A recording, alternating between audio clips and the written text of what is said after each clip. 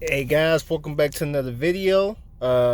It's been almost a month since I've uploaded. Sometimes life tend to get in the way and we get a little too busy. But long story short, I had dealt with 3 deaths. So I kind of just took a break from recording, and I just recently went to a funeral this past weekend. But today we are in the Jeep Patriot, the 2011 Jeep Patriot. Uh, so with the weather breaking out here in Michigan, and it's starting to get a little muggy, and even though it's May, I guess we have an early summer. But I noticed the AC system has no Freon whatsoever, and went outside to check the AC compressor, and it was not turning at all. So I picked up some Freon. It's called AC Pro. I picked it up from O'Reilly's, and you gotta excuse the Wendy's bag down there. So I picked this up from O'Reilly's, and it was quite pricey, $47. And they make you get this adapter with it, and this was $3. And this is how much I spent in total. Yeah, $54. But I want to try this out because they said this is the #1 we charge selling kit, and it's supposed to give you maximum cold air, leak sealant, protect systems, extends AC life. This is my first time ever using AC Pro, and I wanted to give it a try, see how good it works. And I'm not sure if this Jeep has an AC leak or not, or where the leak is coming from, but as time will tell, I guess we'll find out. So let's go ahead and pop the hood and get this stuff installed. So adding Freon is quite simple. You want to locate your low side. Right here's your high side, and down here is your low side. That's where you want to add Freon on all Jeep Patriots. Your low side is underneath the firewall. But remember, before we add Freon, you want to make sure the vehicle is started.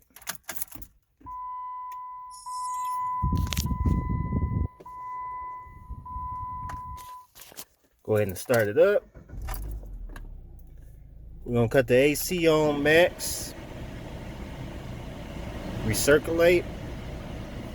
Now, what we're going to do is we're going to add this adapter on. See how this work is. This adapter goes on the top of this bottle.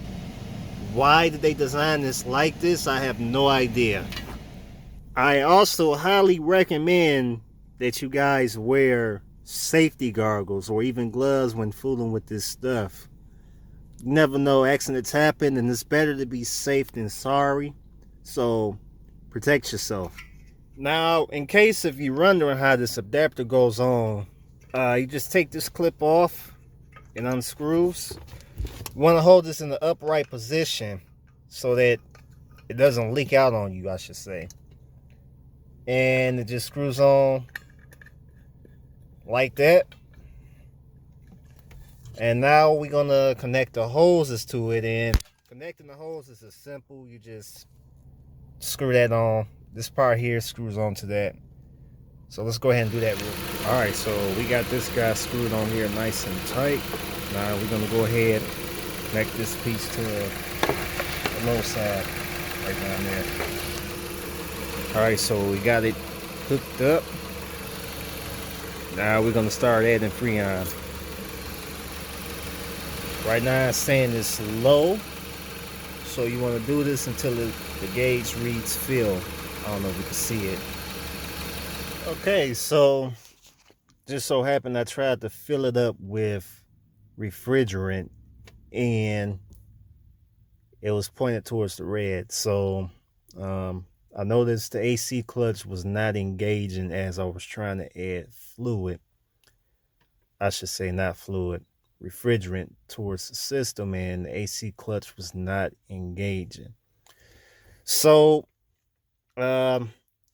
pretty much when you have a problem like this, chances are with a 2011 Patriot, if you got issues with your AC clutch not engaging, as well as blowing out hot air, and you try to add Freon and it's still not engaging, chances are you got to get a new AC compressor clutch.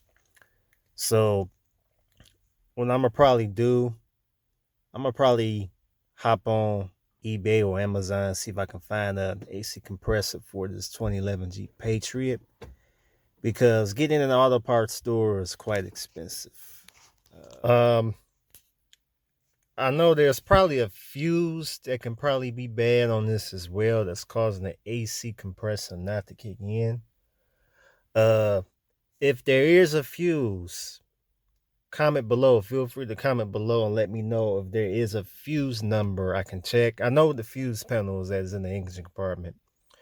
And I did check the fuses. So far, I didn't see a blown fuse yet.